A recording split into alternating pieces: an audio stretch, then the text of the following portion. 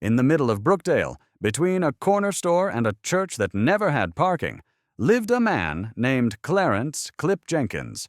He didn't work in a barber shop. He cut hair in his garage. No license, no music, no AC, just a dusty floor, one flickering bulb, and a worn-out chair that spun like a shopping cart. But Clip had golden hands. His $7 haircuts were so clean, so flawless, that people came from all over, even from outside the neighborhood. You'd walk in crusty, walk out crispy, except for one tiny detail. Right after getting up from Clip's chair, every customer experienced the same thing: itching, bumps, everywhere. At first, folks thought it was razor burn, but it spread. Arms, neck, back, even ankles. Some ended up with patches of little red bites that looked like they'd lost a fight with a fire ant. Turns out, Clip's garage wasn't just full of clippers. It was full of lice and bed bugs. But the craziest part? Clip never scratched, not once. He stood there cool as ever, brushing stray hairs off the cape like nothing was wrong. "Y'all too sensitive," he'd say. "It's just the Brookdale breeze." You'd think that would have shut his business down, but no. The fades were too sharp, the cuts too clean, and the price too good. So folks started prepping. Some rubbed lice ointment all over their face and neck like cocoa butter.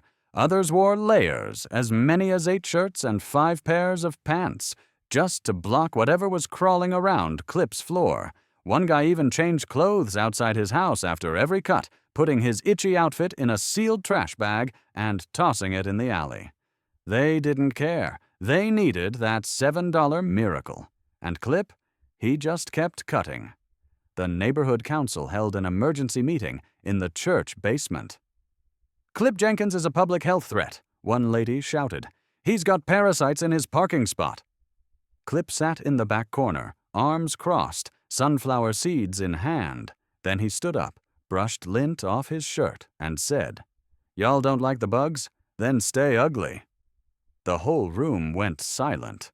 Right then, the HOA president, Mr. Phillips, started scratching his neck like crazy. He muttered, "It's allergies." But everyone knew. He had just left Clip's garage that morning.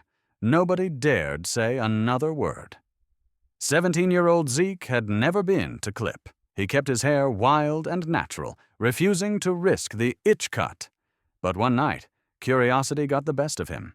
He crept into Clip's garage after hours with a flashlight and his phone, ready to record whatever he found. He expected dirty clippers, maybe a mattress on the floor. What he found instead? Rows of mason jars, labeled with names. Marcus, Reggie, each jar held dead bugs, lice, mites, bed bugs, suspended like trophies in cloudy fluid. But one jar sat to the far right, filled to the top with bugs and labeled, "Zeke, coming soon." The next morning, Zeke woke up expecting to be covered in bites, but felt fine. In fact, he felt energized, unbothered. When he opened his front door, there was a large package. Inside, a brand new barber chair. Smooth red leather, steel base, clippers humming gently beside it. A note sat on the seat. "You're ready, Clip." Clip disappeared after that. No calls, no sightings, just gone, but not long after. Zeke started cutting hair, and the crazy part? He was good, too good, like Clip had passed his skill through the chair. But people started complaining. Same bumps, same itching, same stories. Only difference?